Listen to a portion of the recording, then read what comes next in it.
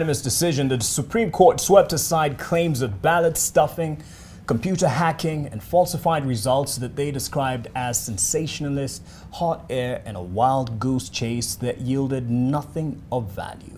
In a summarized version of the court's judgment, the judges found fault with the evidential threshold of the petition and scathingly dismantled the claims. NTV's Leila Mohammed takes us through point by point the judges' findings. In any legal process like this one, the onus to prove without a reasonable doubt the allegations presented before the court lie on the petitioner of the case. But according to the 7-judge bench, the petitioners in this particular case failed to prove to the court the allegations they made, and thus all the 8 matters presented before it were dismissed. The Supreme Court did not hold back in its unanimous yet brutal dismissal of the consolidated petitions challenging the outcome of the presidential election. In an abridged judgment that took about an hour and a half to read, Chief Justice Martha Koome systematically demolished Azimio's evidence with a scathing criticism of allegations of vote rigging. We turn to Form 34A for Gasharaigo Primary School, which was sensationally presented by Madam Judy Soweto, advocate, to show that one Jose Kamango accessed the RTS and interfered with the result contained therein. This also turned out to be no more than hot air, and we were taken on a wild goose chase that yielded nothing of probative value.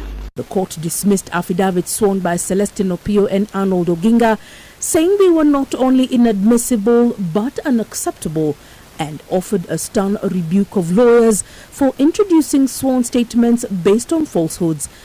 One of the most serious losses an advocate may ever suffer is the loss of trust by judges for a long time. Such conduct amounts to interference with the proper administration of justice. The court also found fault in the affidavit by John Githongo, saying that its contents contained incredible and hearsay evidence incapable of being proved, which may contain forgeries, are also dismissed for not meeting the evidential threshold. The Supreme Court also dismissed claims by 4 of the IEBC's 7 commissioners who dramatically disowned the election result moments before it was announced. Are we to nullify an election on the basis of a last-minute boardroom rapture, the details of which remain scanty and contradictory between the chairperson of the commission and some of its members? In the absence of any evidence of violation of the Constitution and our electoral laws, how can we upset an election in which the people are participating without hindrance? The court also had to determine whether IEBC's technology met the standards of integrity, verifiability, and transparency to guarantee accurate and verifiable results. The bench was not persuaded that the technology failed the standards test. The court also found no credible evidence that the IEB systems had been interfered with or hacked.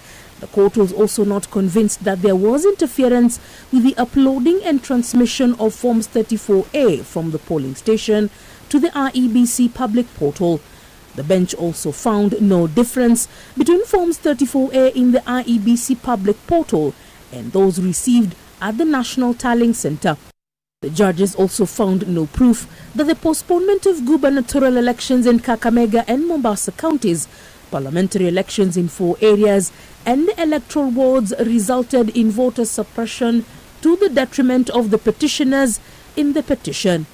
The court also found that there was a plausible explanation for the vote differential between the presidential election and other elective positions on account of the categories of voters who only vote for the president, such as prisoners and Kenyans in the diaspora, as well as stray votes. It is our finding that the declared president-elect attained 50% plus 1 of all the votes cast in accordance with Article 184 of the Constitution.